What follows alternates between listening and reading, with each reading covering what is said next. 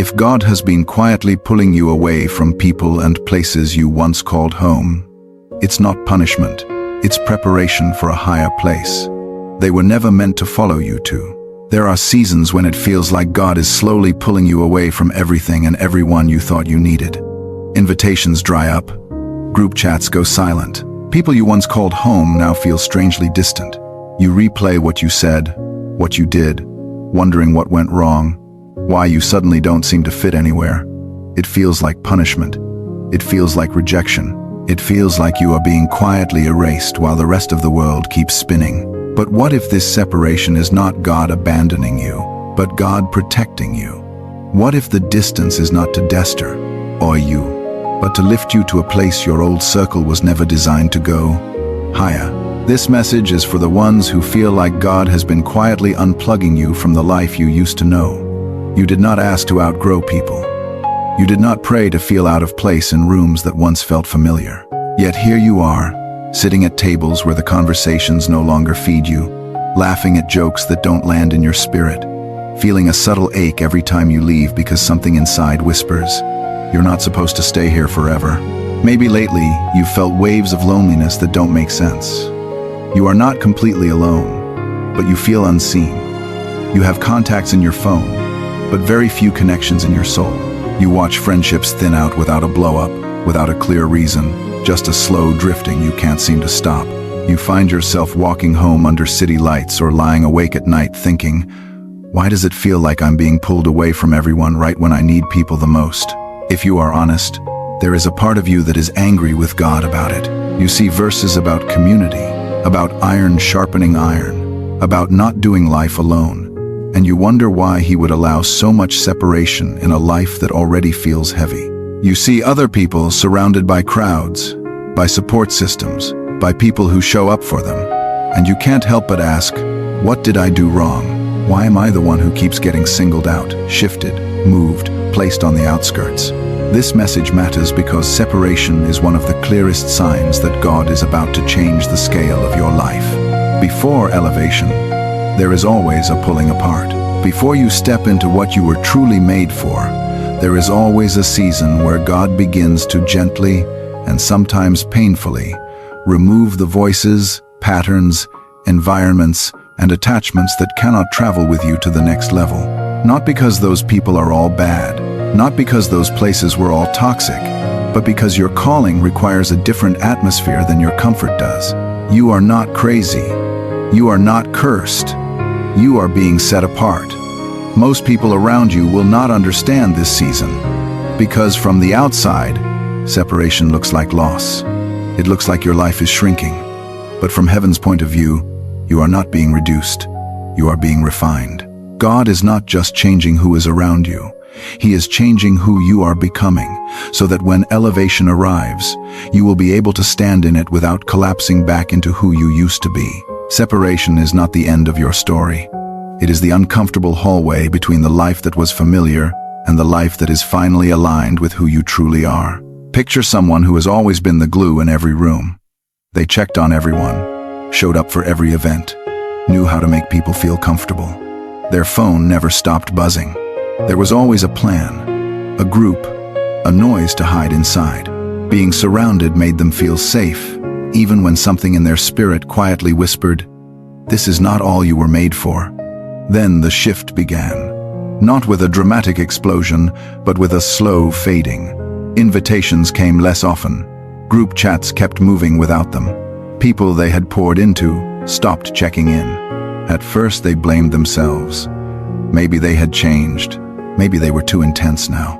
They replayed conversations, stared at unanswered messages, wondering what was wrong with them. Nights got quieter. The silence in their room grew heavier than any crowded cafe. They scrolled through old photos of trips and parties, trying to hold on to the version of their life where they never felt left out. They begged God, "Bring my people back.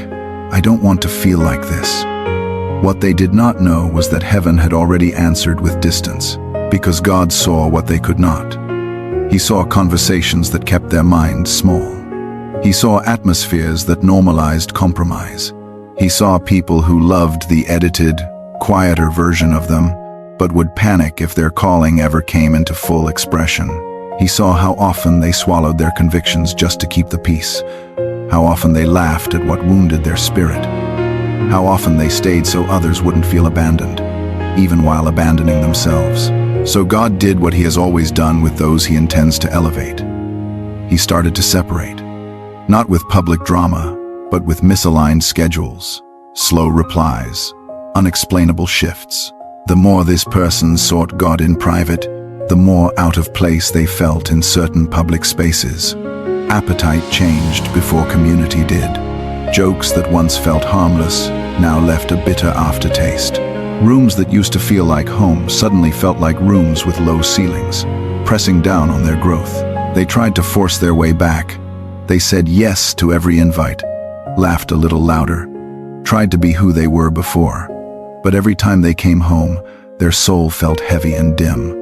On the floor one night, back against the bed, they whispered, "Why does it feel like you took everyone from me?"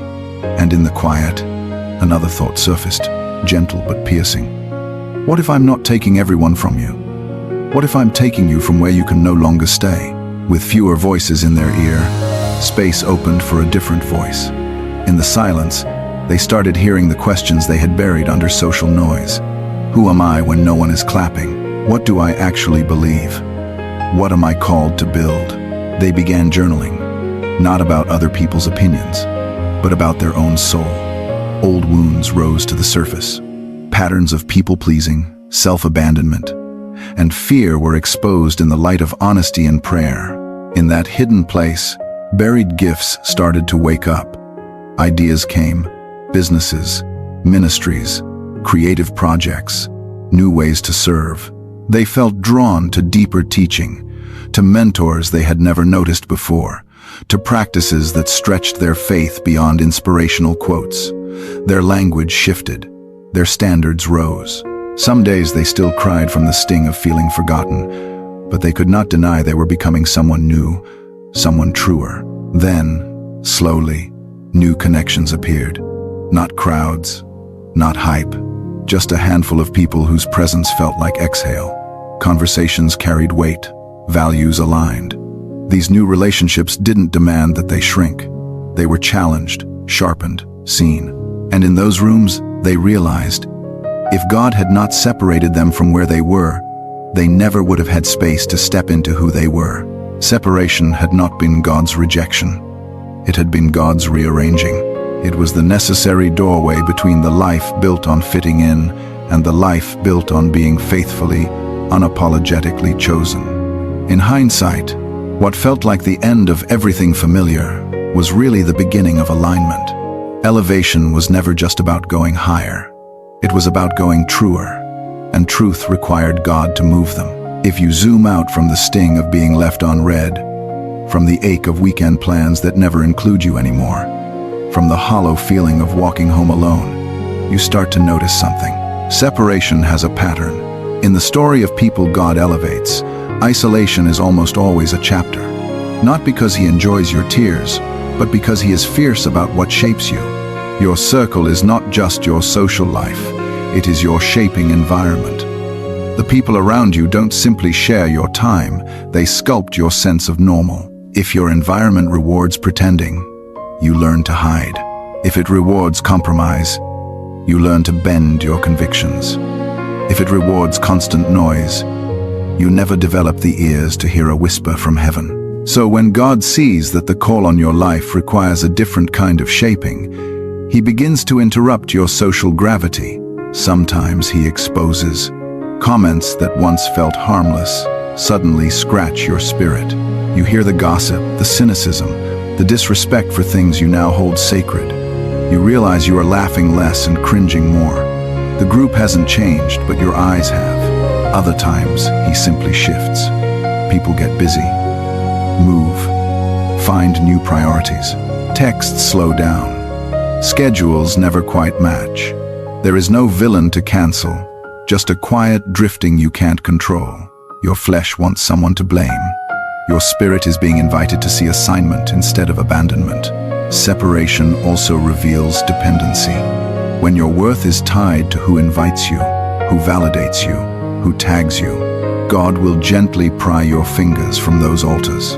Not because people don't matter, but because they cannot be your foundation. Elevation is heavy. If you step into it, still needing constant approval, you will trade obedience for applause the first time it costs you something. So God rehearses you in hidden places, letting you be misunderstood, questioned, overlooked, so that later, when more eyes are on you, those feelings won't scare you off your calling. This is where God often introduces new hungers. A tug to pray in the middle of the day, not out of routine but need. A pull towards scripture or teaching that doesn't just hype you for 10 minutes, but actually rearranges you over time. A nudge to journal, to sit with your own heart instead of running from it. Slowly, your spiritual palate matures. What once felt too deep now feels like oxygen. What once seemed boring now feels like the only thing that makes sense. While all this is happening inside, your future is quietly being protected. There are rooms you haven't entered yet, opportunities you don't know exist, people you haven't met who will one day matter to your calling. God already knows which of your current attachments would sabotage those spaces. Some friends would push you to use your gift for ego instead of service. Some relationships would guilt you for growing beyond the version of you they prefer. Some atmospheres would dull your fire so slowly you wouldn't notice until it was almost gone. Separation before elevation cuts those cords in advance. It is also a holy filter. Not everyone in your present belongs in your always. When God starts dealing with your character, inviting you into cleaner motives and deeper obedience, some people will call you different, like it's an insult. They preferred the version of you who was always available, always agreeable, always down to numb out. Others, fewer but truer, will quietly adjust. They won't fully understand, but they will make room. They will not ask you to shrink so they can feel safe. Those who remain after the dust settles form the core God often uses in your next chapter.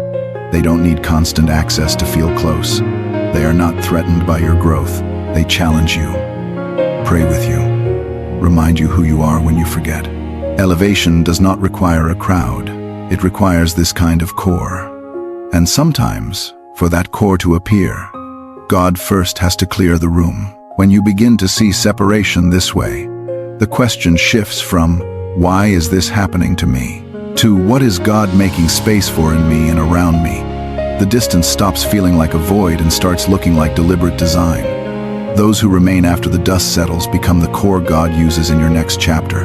They don't need constant access to feel close, and they aren't threatened by your growth.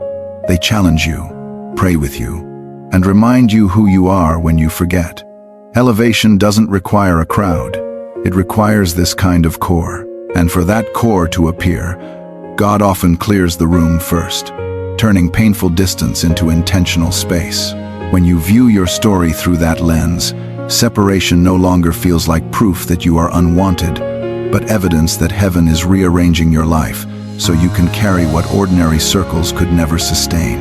There comes a moment, usually not in a spotlight but in an ordinary day, when the threads begin to connect. You are sitting across from someone whose eyes look like yours, used to look tired, anxious, carrying the weight of sudden distance and quiet rejection. They talk about friends who drifted, relationships that ended without explanation, circles that closed like doors. As they speak, you feel a deep, almost painful familiarity, as if they are reading aloud from your old journal. You recognize the tremble in their voice, the way they keep asking, "What did I do wrong?" And before you can overthink it, you start speaking from a place deeper than comfort. You don't brush it off with, "You'll be fine." Instead, you hear yourself saying, "What if this separation isn't punishment? What if it's preparation?